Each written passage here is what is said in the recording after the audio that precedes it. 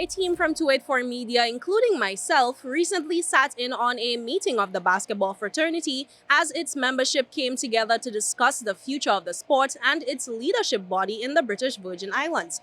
Following the meeting, we spoke with Joash Victor, who described himself as a concerned citizen who is currently championing the interests of the fraternity and efforts to bring forth an overdue election. Currently in the basketball community, there has been a lot of dysfunction and miscommunication happening within members of the executive body. And, as a result, there have been a standstill within the basketball community, meaning when it comes to the developing and governing of the sport. Unfortunately, due to this miscommunication, it had come to this, meaning the basketball stakeholders and the basketball community members, well, they're, lack of a better word, fed up.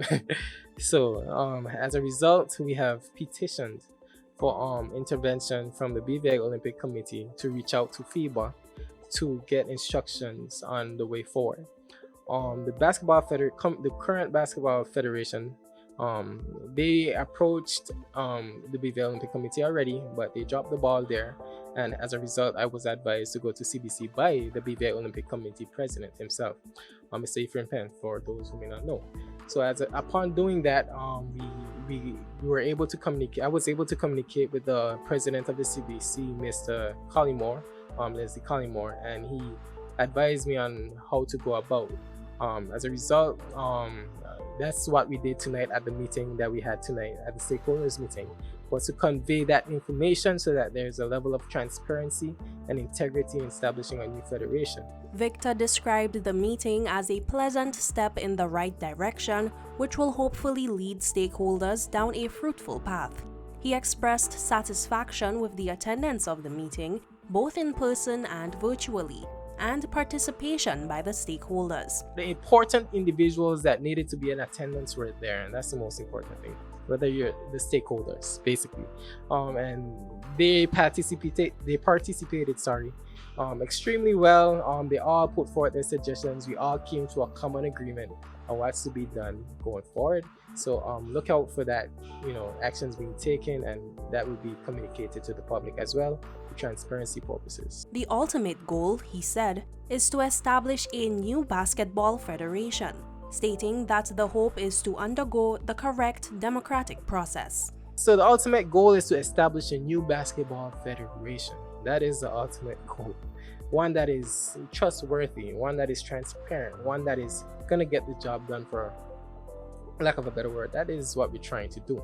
And we want it to be done with in a democratic process, meaning that was advised by FIBA, Mr. Collymore himself, to ensure that it's done in a democratic process per the Constitution established.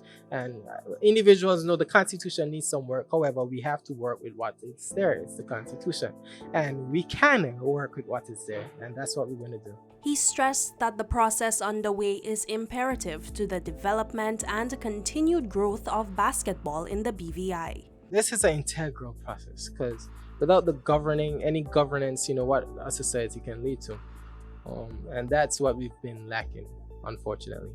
But however, when that is resolved, then we have governance. We have not only governance, but we have individuals who are tasked with the development of basketball in the territory.